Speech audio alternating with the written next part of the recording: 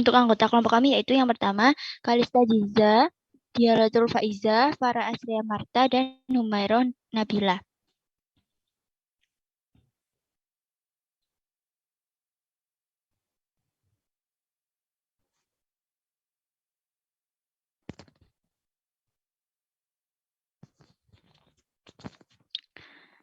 Untuk daftar isinya yang bab pertama itu terdapat latar belakang, di mana latar belakang ini terdapat fungsi, manfaat, dan MSDS dari bahan yang kita gunakan.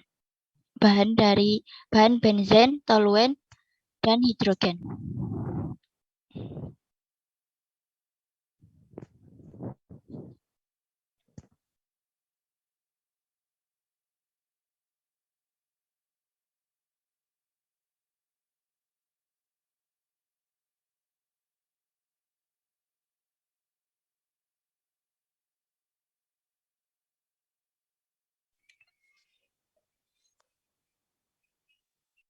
Terus Mbak. Untuk yang pertama di latar belakang itu terdapat pengertian benzen, di mana benzen itu merupakan senyawa aromatis yang tidak berwarna, mudah menguap, dan mudah terbakar. Dengan rumus molekulnya itu adalah C6H6.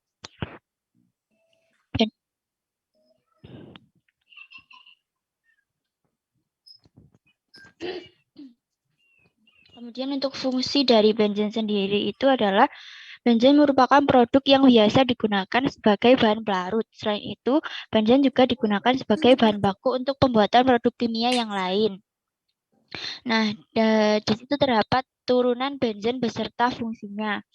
Untuk turunan benzen yang pertama yaitu terdapat etil benzen, di mana fungsinya itu adalah sebagai bahan baku stiren, polistiren, ABS resin ion exchanger, dan divinyl benzen.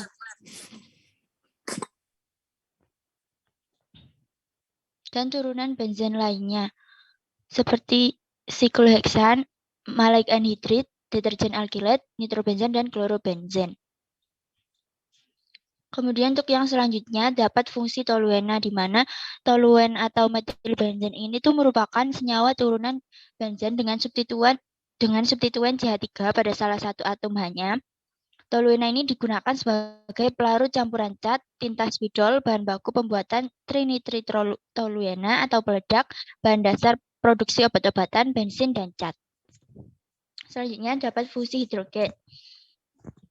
Hidrogen sendiri ini banyak digunakan untuk mengikat nitrogen dengan cara unsur lain dalam proses memproduksi amonia dan proses hidrogenasi lemak dan minyak.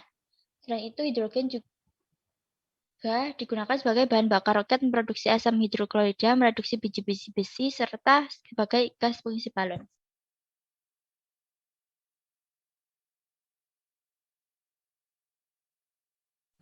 Lalu di selanjutnya ini di poin yang 113 ini terdapat manfaat. Nah, untuk di manfaat ini tuh kita menguraikan dari semua yang tadi seperti manfaat benzen, lalu ada manfaat toluena dan manfaat hidrogen. Lalu di poin 1.14 itu terdapat MSDS. Nah, di MSDS ini tuh kita itu menuliskan ada identifikasi bahaya, yang diidentifikasi bahaya itu terdapat kata sinyal,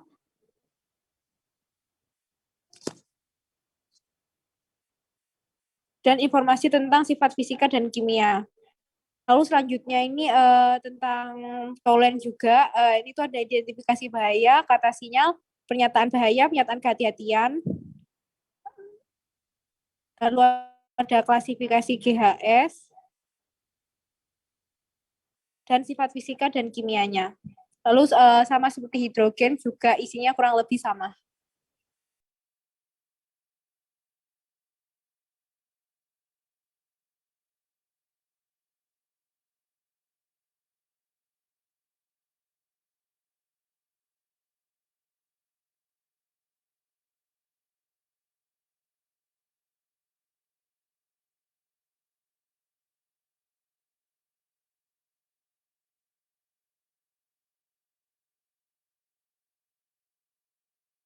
Pemilihan prosesnya, Mbak, sudah? Mohon maaf Bu, bagaimana? Bisa diulang? Pemilihan proses. Untuk prosesnya ini pakai proses hidrodealkilasi.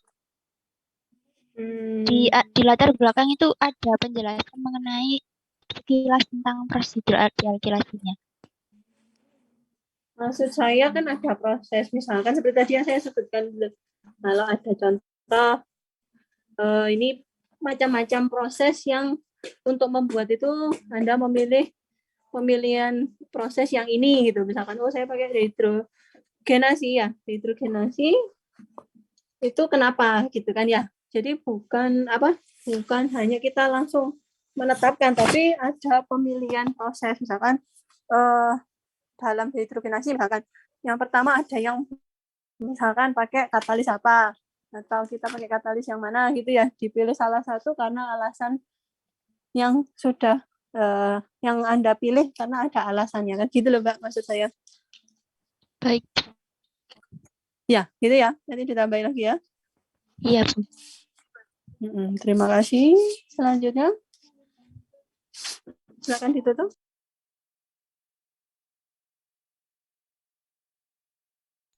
Ibu izin masuk kelompok 5 mau share. Oke, 5 ya.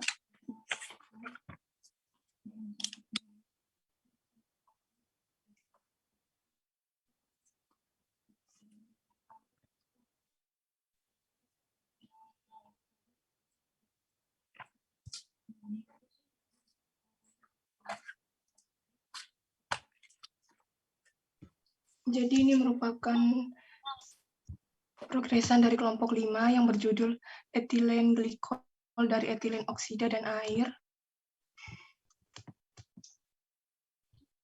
Dengan anggota kelompok Amanimophilia sabita, yang kedua Elva Devianti, yang ketiga Vidya Lagani Prasetyo, dan yang keempat Muhammad Sodik.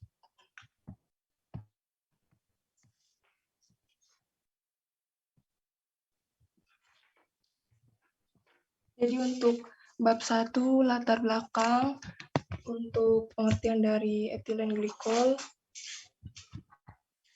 adalah senyawa organik yang digunakan sebagai bahan mentah dalam pembuatan fiber polyester, industri pabrik, serta polietilena tereftalat yang digunakan pada botol plastik. Senyawa ini tak berwarna dan tak berbau.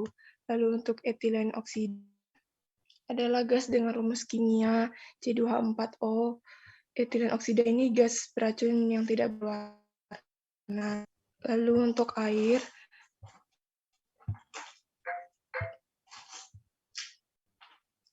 adalah elemen yang memainkan peran paling penting dalam kehidupan setiap makhluk hidup di bumi ini. Lalu untuk yang kedua membahas fungsi dari tiap senyawa, yaitu etilen glikol memiliki beberapa fungsi, salah satunya yaitu sebagai antifreeze. Hal ini dikarenakan etilen glikol memiliki kemampuan untuk menurunkan titik beku bila dicampur dengan air. Lalu untuk etilen oksida memiliki fungsi untuk membasmi hama ataupun jamur. Lalu untuk bidang industri digunakan dalam anti beku mesin kendaraan.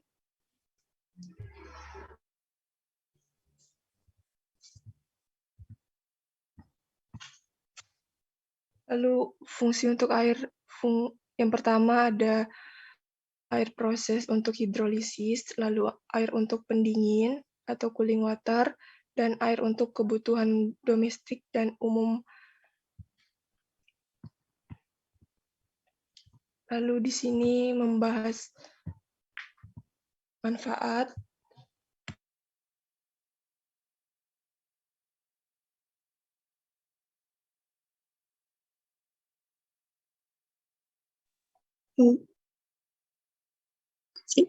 Baik, untuk selanjutnya yaitu membahas manfaat. Yang akan dibahas yaitu manfaat dari etilen glikol, etilen oksida, dan juga air.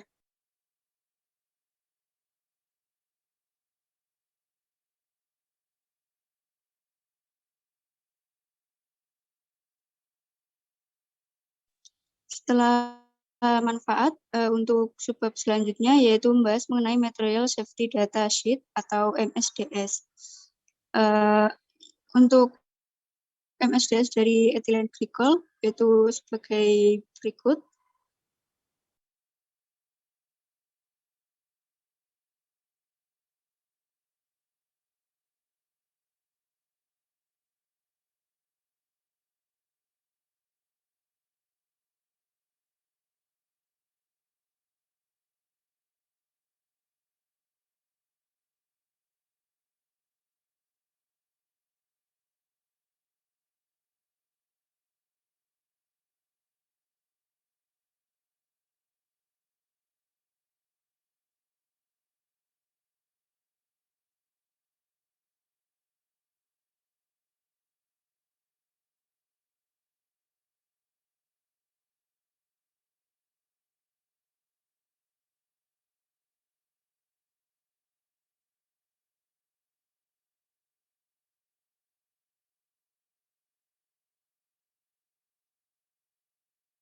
Lalu ini material safety data sheet atau MSDS dari etilen oksida.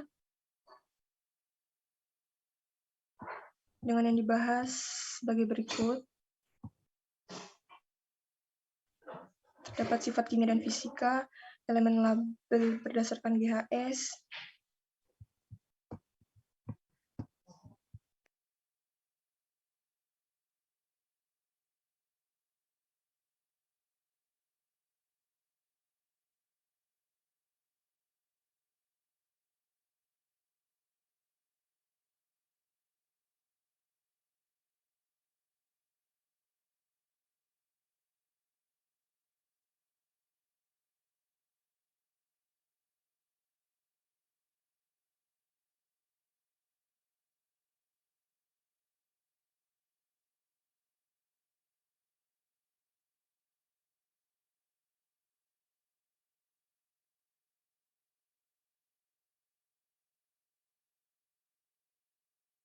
Berikut untuk MSDS dari air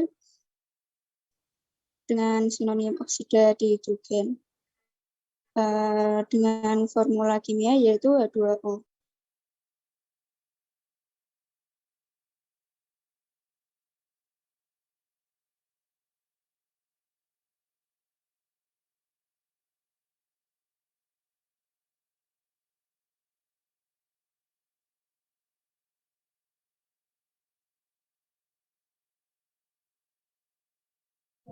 ini berikut persamaan reaksi yang digunakan. Masuk di bab 2.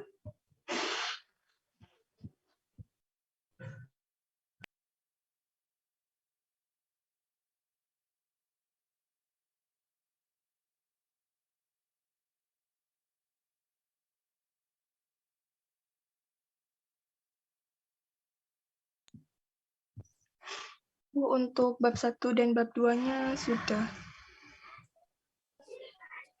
Untuk gambarnya apa itu, Mbak? Gambar alat ya. Dulunya jangan di situ ya. Kan ada bagiannya sendiri. Iya. Iya, Bu.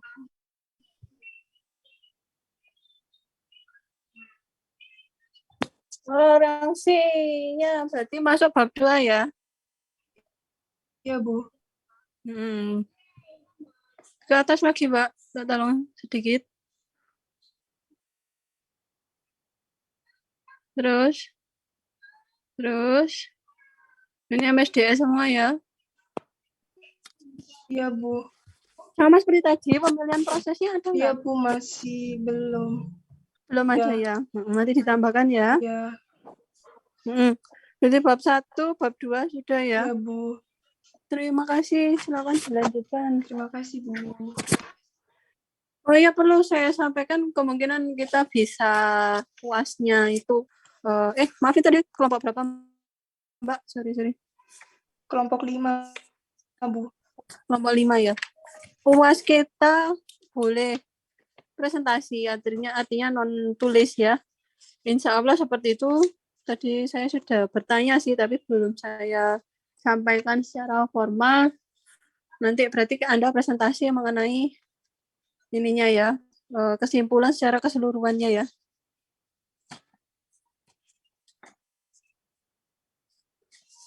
Lanjut,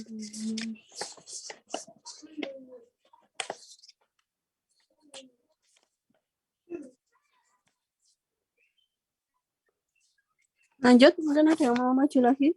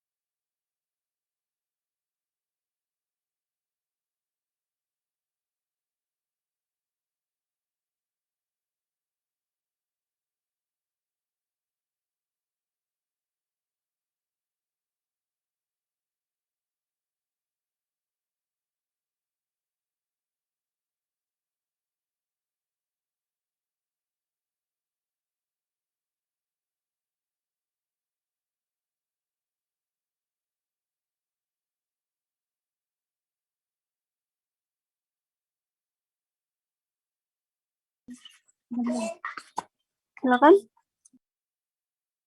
Ya,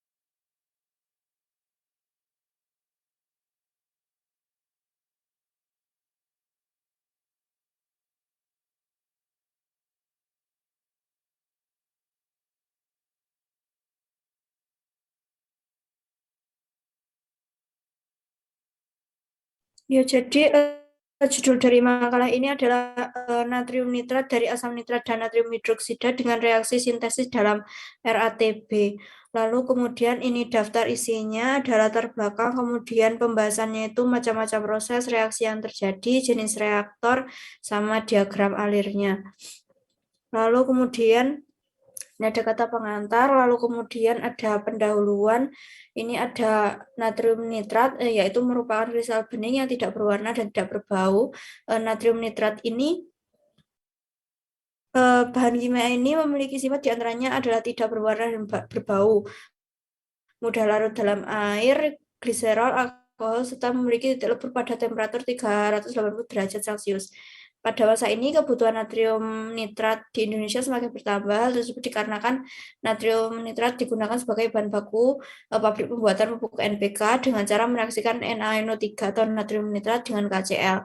Selain itu, untuk bahan baku dari pupuk NPK, NaNO3 atau natrium nitrat adalah sebagai produk intermediat dari pembuatan kaca. Kemudian proses pembuatan natrium nitrat ini dilakukan secara kontinu dalam RATB dengan mereaksikan natrium hidroksida dan asam sitrat, dan di dalam reaktor tersebut terjadi reaksi eksotermik yang berlangsung dalam proses reaksi sintesis dan terjadi pada suhu 60 derajat dengan tekanan 1 atm. Kemudian untuk natrium hidroksida sendiri atau soda kausatik atau soda api adalah suatu senyawa anorganik dengan rumus kimia NaOH. Senyawa ini merupakan senyawa ionik berbentuk padatan putih yang tersusun dari kation natrium Na+ dan anion hidroksida OH-.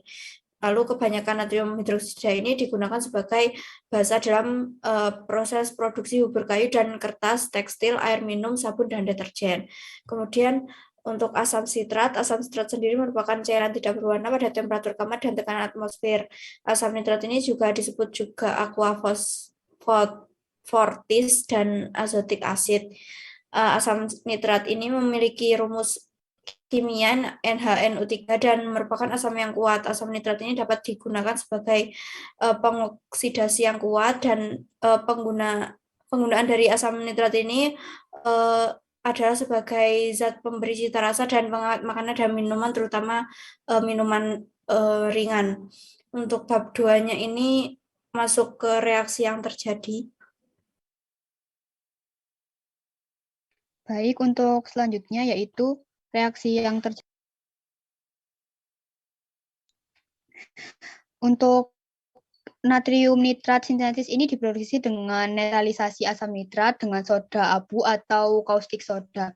Nah, ini ada macam-macam proses sintesisnya. Yang pertama yaitu mereaksikan Na2CO3 dengan HNO3. Untuk reaksi yang terjadi yaitu Na2CO3 ditambah 2HNO3 menjadi 2NaNO3 ditambah H2O plus CO2. Untuk selanjutnya yaitu mereaksikan NaCl dengan HNO3. Reaksi yang terjadi yaitu 3NaCl ditambah 4HNO3 menjadi 3NaNO3 ditambah NOCl ditambah Cl2 plus 2H2O. Untuk yang selanjutnya yaitu mereaksikan kaustik soda atau NaOH dengan konsentrasi 40% dan asam nitrat atau HNO3 dengan konsentrasi 53%. Untuk reaksinya yaitu NaOH ditambah HNO3 menjadi NaNO3 ditambah H2O. Nah, selanjutnya untuk mengurangi penguraian pada asam nitrat, maka asam nitrat ini akan disimpan pada botol yang warna gelap yaitu warna coklat. Nah, di dalam larutan pekatnya ini asam nitrat itu mengalami ionisasi dengan reaksi yaitu HNO3 plus H2O menjadi H plus ditambah NO3- plus H2O. Untuk asam nitrat pekatnya ini dengan bilangan oksidasi nitrogen plus 5 itu bertindak sebagai oksidator kuat. Dengan reaksi yaitu NO3 ditambah 4H plus menjadi NO plus 2H2O. Nah, dengan bahan baku NaOH dan HNO3 yang direaksikan dengan reaktor alir tangki berpengadu atau RATB ini pada kondisi operasi yang optimal dengan suhu 60 derajat Celcius dan tekanan 1 atm. Untuk perbandingan molnya yaitu NaOH banding HNO3 itu 1:1. Nah, itu reaksi yang terjadi ini merupakan reaksi netralisasi karena adanya reaksi antar ion hidrogen dari asam dengan basa membentuk reaksi NaOH plus HNO3 menjadi NaNO3 plus H2O.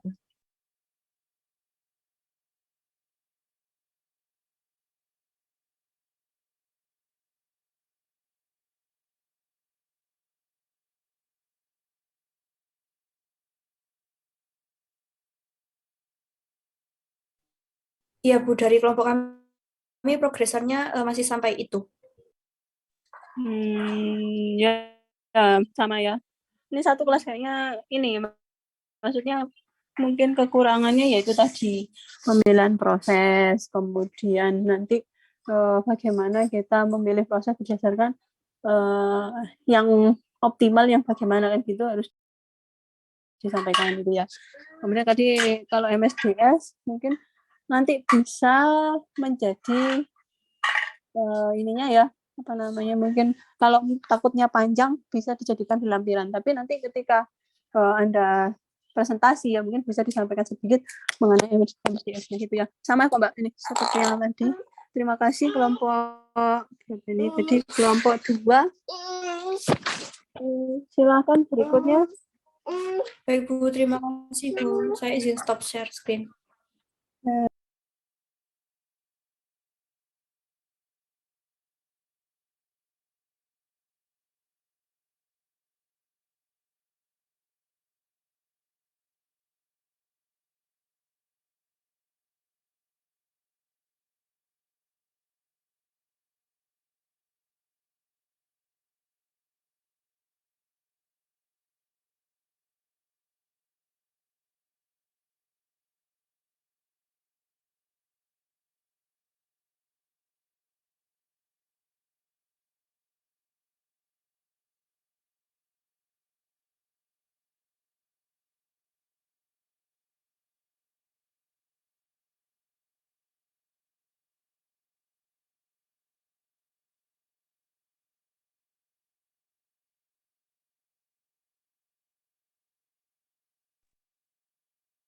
Jadi untuk kelompok 6 ini membahas mengenai pabrik penil etil alkohol.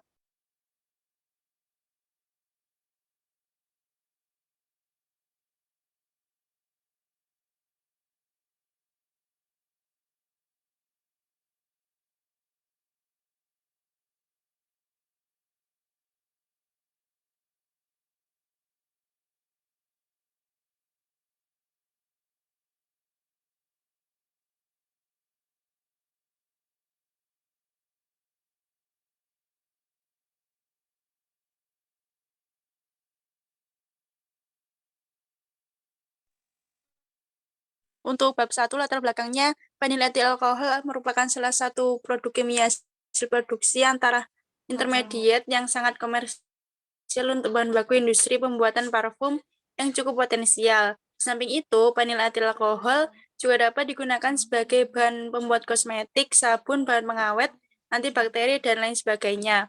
Perkembangan setelah tahun 1900-an, permintaan kebutuhan PEA terus meningkat. Kebutuhan yang semakin bertambah ini diperlukan pengembangan-pengembangan dalam proses pembuatan PEA untuk meningkatkan hasil dan mutu produk menjadi lebih baik.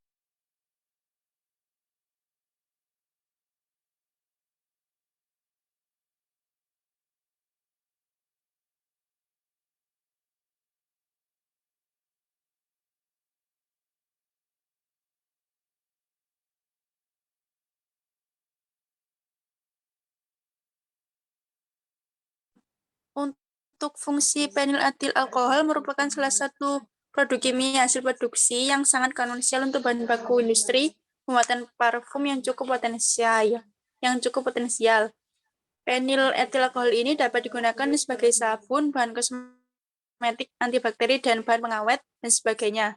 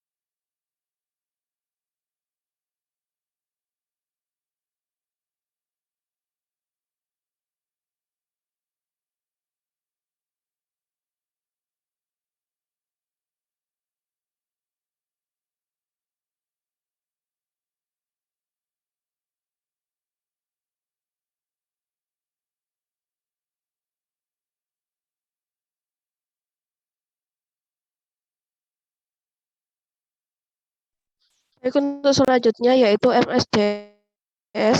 Untuk yang pertama adalah benzen.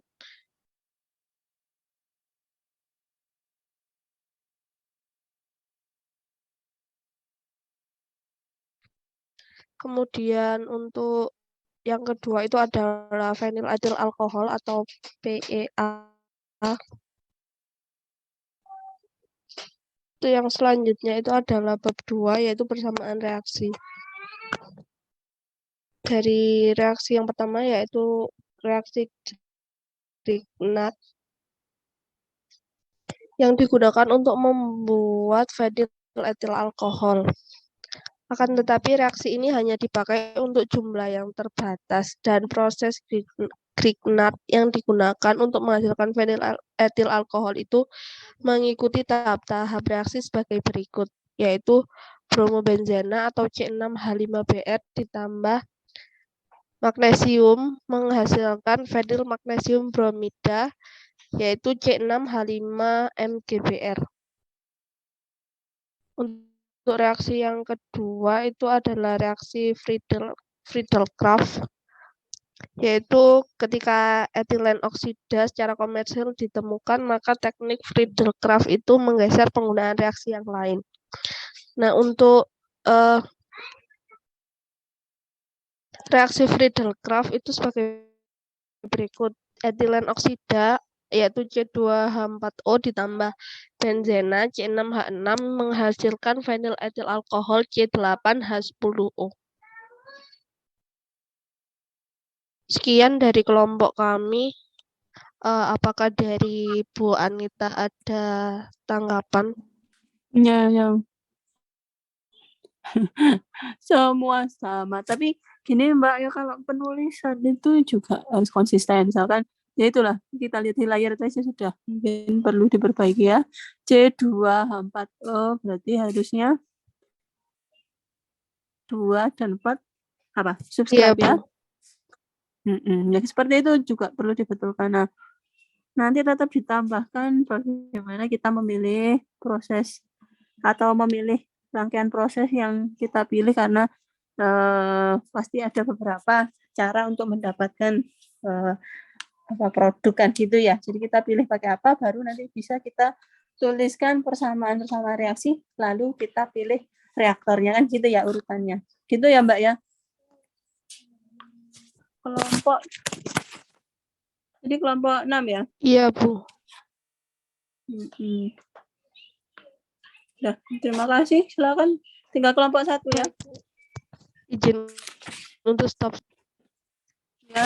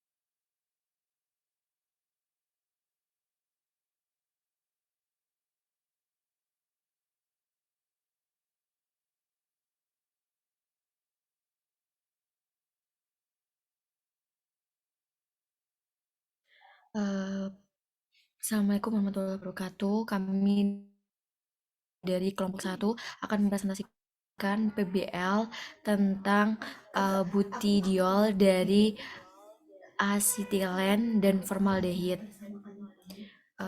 Kelompok kami yaitu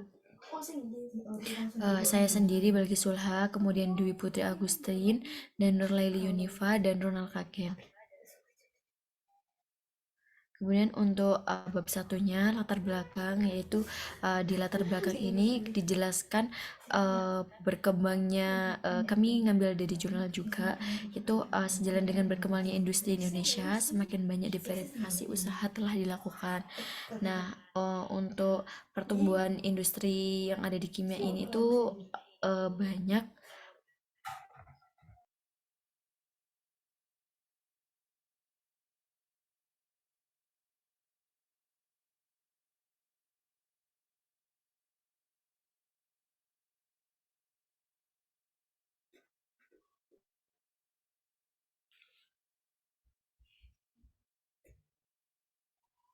Nah, untuk pertumbuhan industri kimia di Indonesia itu patut dibanggakan. Tentu saja banyak alasan mengapa pemerintah begitu bersemangat untuk mengembangkan industri tersebut. Bukan hanya karena jumlah bahan baku yang cukup memadai di tanah maupun wilayah pemasaran yang luas, melainkan prospek dan kelanjutan industri kimia di Indonesia cukup cerah. Nah, ini salah satu industri yang mempunyai kegunaan penting, yang mempunyai prospek yang bagus itu adalah industri butidiol. Nah, butidiol ini dengan rumus molekul HOCH2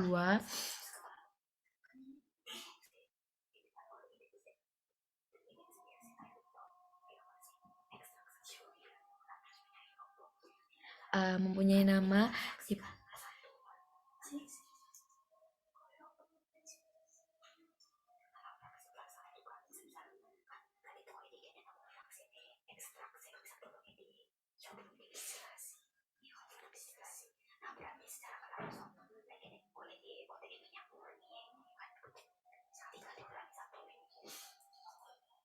Kemudian untuk pertimbangan utama yang melatar belakangi berdirinya pabrik butidiol ini itu adalah prinsipnya sama dengan sektor-sektor lainnya, yaitu untuk melakukan usaha yang secara sosial cukup menguntungkan karena sifatnya yang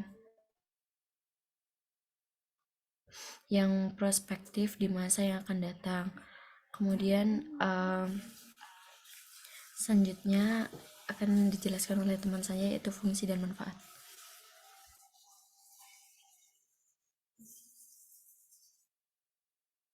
Berikut merupakan fungsi dan manfaat dari butindiol. Jadi butindiol sendiri banyak digunakan pada industri pembuatan butendiol, tetrahidrofuran, pyrrolidon, dan beberapa produk lain. Kemudian saya jeda dulu Bu karena ada azan.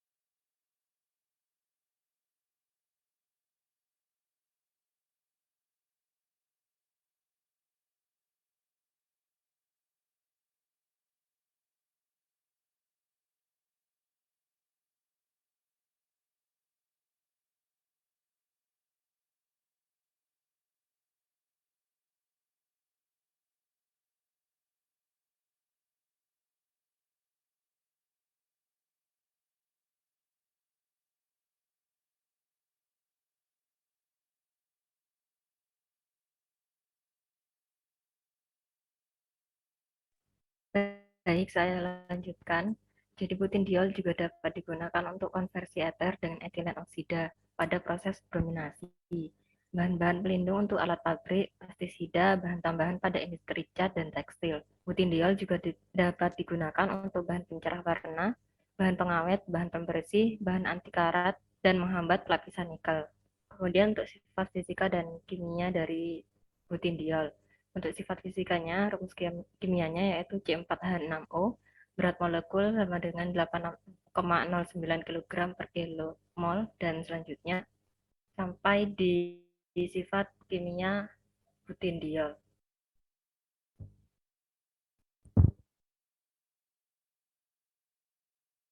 Untuk sifat kimia sendiri, yang pertama itu proses hidrogenasi butendiol akan membentuk butendiol. Kemudian yang kedua, aldehid atau asetal direaksikan dengan butendiol akan menghasilkan polimer asetal. Dan yang ketiga yaitu asam klorida direaksikan dengan butendiol akan menghasilkan 2,4 dikloro 2 buten 1-ol. Untuk selanjutnya akan dijelaskan.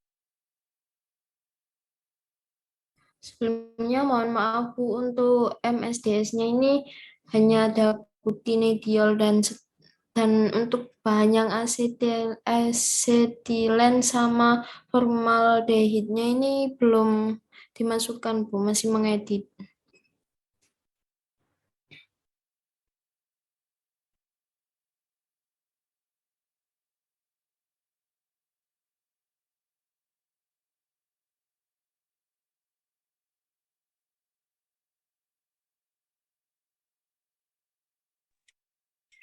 Lanjut, Mbak. Habisnya MSDS, ya. Ya. Dan nanti kalau betul kan sekalian itu ya. Rumus kimianya apa itu ditulis yang betul itu ya.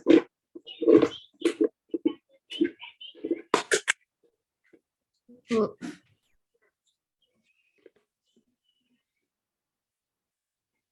Setelah MSDS apa?